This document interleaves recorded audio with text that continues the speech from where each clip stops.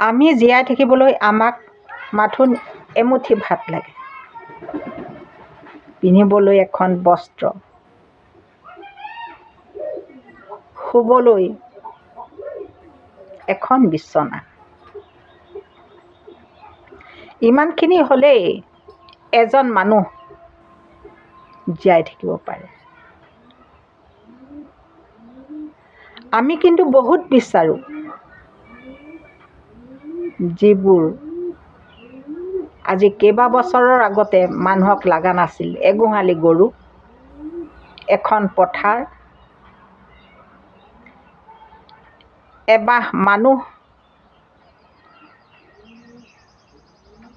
জীৱন সুখৰ আছিল। এতিয়া আমি প্ৰতিটো আড়ম্বৰপূৰ্ণ বস্তুৰে ঘৰ ভৰাই তুলিছোঁ।